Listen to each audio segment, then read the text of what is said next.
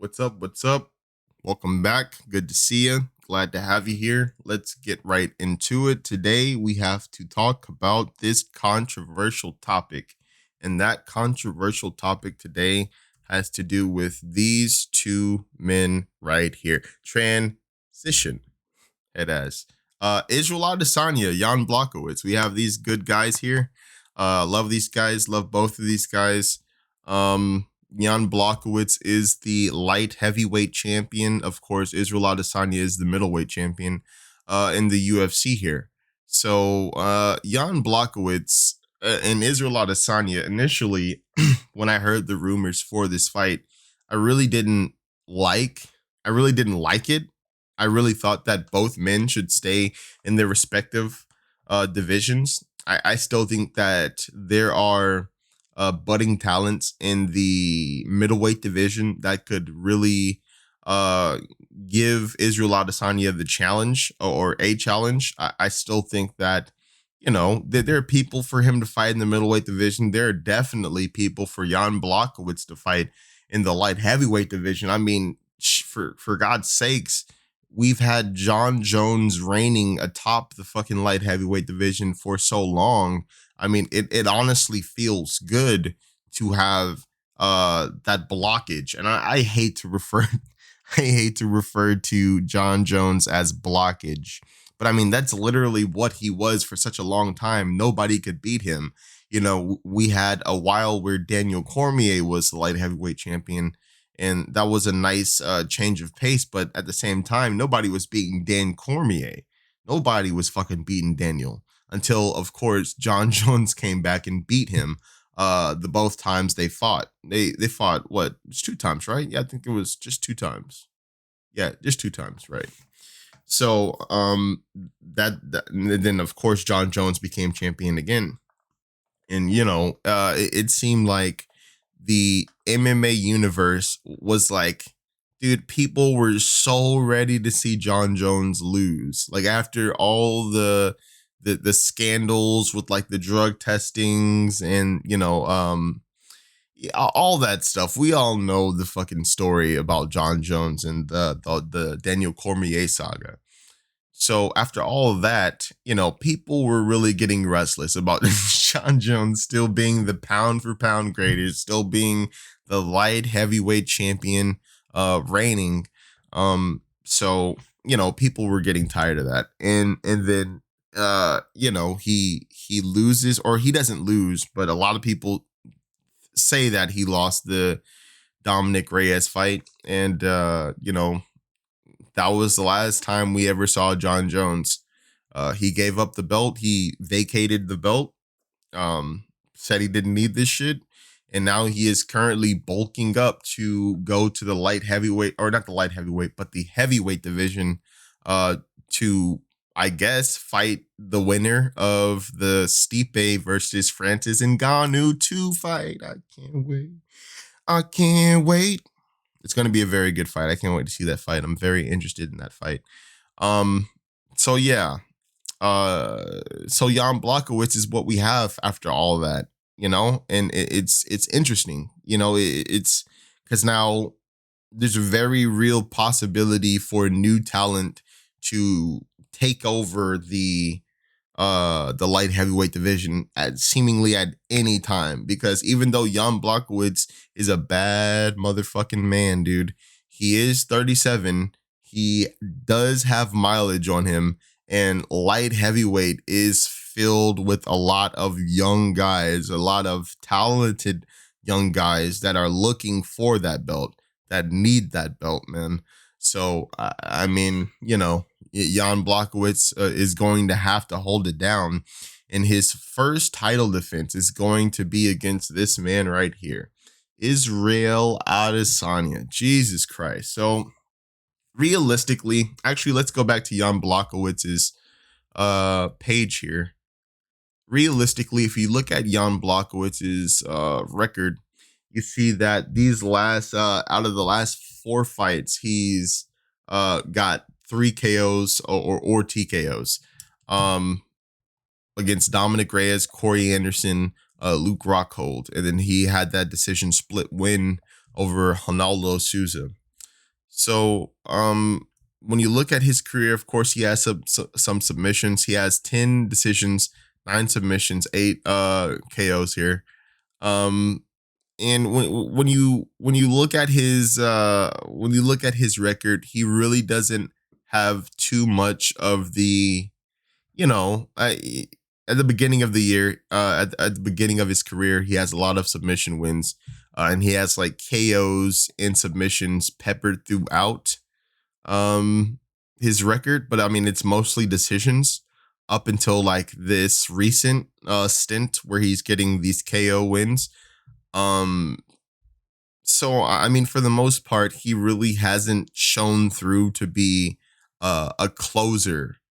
Not that much of a closer when it comes to the striking. But when it comes to the striking, he's going to have to be a closer against Israel Adesanya. Now, in Israel's last fight, I made the mistake of going for Paulo Costa because I believe that Paulo Costa, possibly had what it took to beat Israel Adesanya if he pressured Israel Adesanya the way he pressured the rest of the fighters that he fought before Israel Adesanya. As we all know, that did not happen.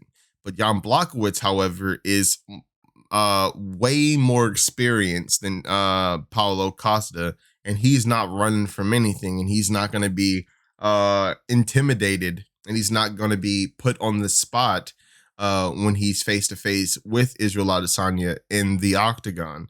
So that is going to make for a very interesting fight for sure. But for Israel Adesanya, I mean, he's Israel Adesanya. He has over 100 wins in combat sports. What he has like 60 something fights, 60 something wins, or 70 something wins in kickboxing, and then of course these 20 wins in MMA. Professionally, of course, all these things professionally. So, I mean, like, what can you say? I mean, I'd imagine that Israel Adesanya walks around at about maybe 200 pounds, maybe 205. He's a very slender man, as you see. No pun intended, guys. It's not a joke. He's a very slender man. Obviously, but like he will put your lights out. You can't touch him if he doesn't want you to touch him. And he's in another realm of striking, similar to Anderson Silva during his reign, just in another realm of striking. So I mean, that's what Jan Blachowicz has to deal with. Realistically, if Jan Blachowicz can't take this fight to the ground, if he can't take Israel Adesanya out of his element, he's not going to win this fight. He won't win the fight if he can't take Israel Adesanya out of his element, which is the striking element. Now, Jan Blachowicz, of course, has been getting KOs in his last 4 fights, the 3 KOs in his last 4 fights. But, Israel Adesanya, if we look at how many KOs he has in his MMA career, quite a lot of TKOs, quite a lot of KOs here. Let's see, 15 KOs or TKOs in total, 5 decision wins.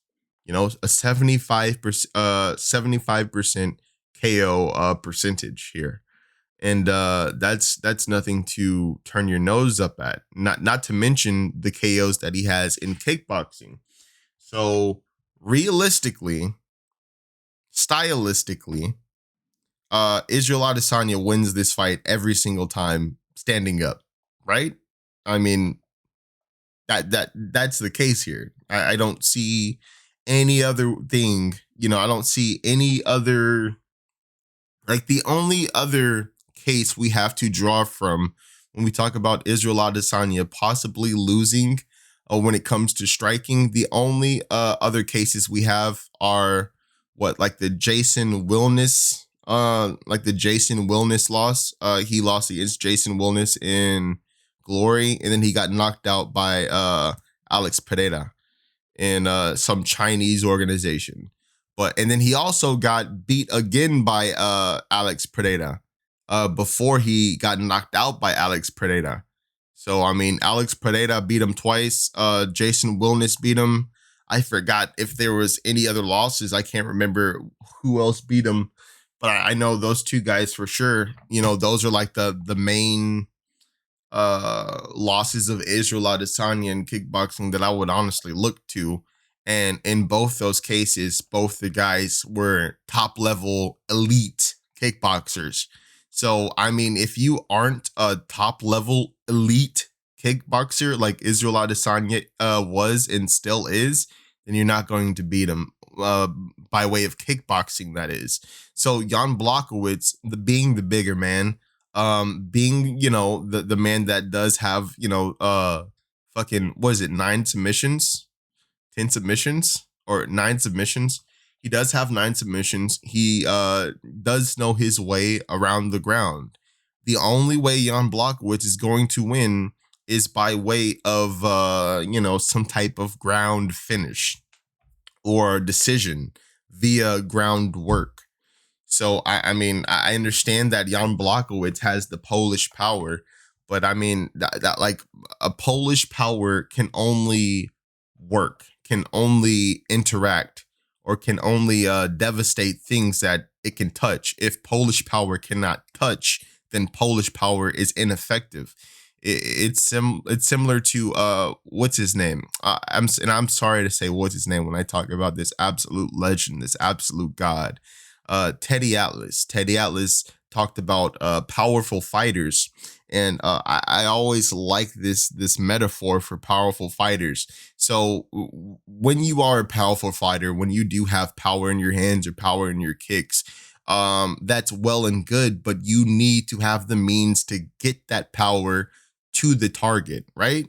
Because only when you get the power to the target does the devastation happen to your opponents. If you can't do that, then it's like having big bombs, But if you miss the target with the big bombs, it just makes a big hole in the ground. And when it's raining, you can go swimming in it, right? And that's exactly what Israel Adesanya would do against Jan Blachowicz and his Polish power. He would try to land with that Polish power. He wouldn't hit Israel Adesanya because Israel Adesanya probably, like I said, walks around 210, walks around 205, 200 pounds. So, I mean, he walks around this weight, he stays in shape. I mean, it's going to be hard to touch that man. Jan Blachowicz probably walks around 220. That shit matters, bro. That shit matters a lot. So, I mean, that's completely out the window for Jan Blachowicz. I don't give a fuck. Like, Jan Blachowicz does not have the speed, or does not have the striking technicality or ability of Jason Wilness or Alex Pereira. He's not a high level kickboxer, so he doesn't have the means to getting that power to the target, which is Israel Adesanya. It's just not going to happen. Now, if he takes him down, if he's able to get him down, that's a different story. He is the bigger man. If he's able to grapple with him, if he's able to clinch with him, potentially, he's able to take him down, impose his will, because he will be the bigger man going into this fight. But here's the tricky thing about that. You have to be able to touch Israel Adesanya. You understand that? Like, you have to be able to touch this man. If you can't touch this man, what could you possibly do to him? What could you possibly do to the guy if you can't touch him? You can't, and he can't touch him. So I made the mistake of going for Paulo Costa in Israel Adesanya's last fight. I really thought Paulo Costa had a good chance of winning, bro. Paulo Costa got humiliated in that fight. Okay, so it wouldn't be very wise for me to make the same mistake again and bet against this man, because I know better.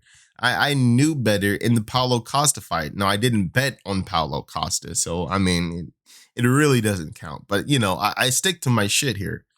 So this is what I'm saying, bro. There aren't too many high level elite kickboxers in MMA. If anybody is to beat Israel Adesanya, they will not beat the man by kickboxing. Like, that is out of the window. Have we not? Like, I think we figured it out. Okay, guys, have we not figured it out? Have we not figured it out when he TKO Derek Brunson, when he beat Brad Tavares, Martin Vittori, when he beat Anderson Silva, when he beat Robert Whitaker, knocked him out, when he beat Paulo Costa. Not just that, he's beat a who's list of kickboxers as well. So I mean, if you aren't a high level kickboxer, if you aren't a high level striker, you aren't going to beat him with kickboxing or striking. Now the grappling is there. I don't see why the grappling isn't there. Now, this is the thing about grappling with guys like Israel Adesanya, guys like Michael Venom Page, guys like Kevin Holland. Kevin Holland's a great example of this. These long and lanky guys, seemingly you would think that maybe, like, look at Israel Adesanya's body here. You would think that maybe, he has an impressive body. He's in shape, but you wouldn't think that he would be like super strong, right? You wouldn't think like a layman or somebody that isn't a fighter would just see this guy and be like, oh, he's just like a regular skinny guy. Probably, it's not that tough or whatever, whatever people think about this guy. But oddly enough, these wiry guys are incredibly strong when it comes to grappling. I don't know what it is. Like, they're very hard to deal with when it in terms of grappling. I don't know why that is, but it is. But of course, Jon Blachowicz. How tall is Jon Blachowicz? Jon Blachowicz is only like 2 inches shorter, but like I said, he's much thicker than Israel Adesanya. So I mean, if he's able to get a hold of him, he could potentially take him down and have his way. But in order to get a hold of him, he's going to have to touch him. Can Jon Blachowicz touch Israel Adesanya? Damn, that's a question, bro. That's the question, bro. I mean, I don't see it. I can't see it. I can't see him touching Israel Adesanya. Israel Adesanya is I mean, he's like the faster guy. He's a smaller guy. But, likewise, he is also the the better striker. He's the by far the better striker. And every single fight, no matter what, starts on the feet. So I mean, that's just something that Jon Blachowicz is going to have to deal with, and I don't know how he is going to deal with that, dude. That's a tough realization to come to terms with and to really understand and to really try to engage with. You know how you're going to try to beat Israel Adesanya when every single fight starts on the feet, and he's probably I would say the best striker in MMA right now, if not the best striker in the UFC right now. Like, I would say, I don't think that we could. That's what it is, dude. He's just the best striker in the UFC right now. Maybe not in MMA. I'm not really sure who all is out there right now. He might not be the best striker in MMA. I hear, Alex Pereira was talking about coming to MMA potentially. So that's very interesting. But for now, I mean, Israel Adesanya has this fight. I don't see how I say anything other than that. It's his fight to win, dude. It really is. And when he becomes champ, I mean, or if he becomes champ, but I mean, fuck, I don't see him losing. So if he becomes champ, that is going to make things a lot more interesting, because then he's going to have to defend at light heavyweight. He's going to defend at middleweight, and then depending on what happens in this Francis Ngannou Stipe fight, and then in the winner of that fight against Jon Jones, this shit could be truly fucking insane here. Because if Jon Jones loses at heavyweight and he decides to, maybe go back down to light heavyweight, he will have to deal with Israel Adesanya, dude.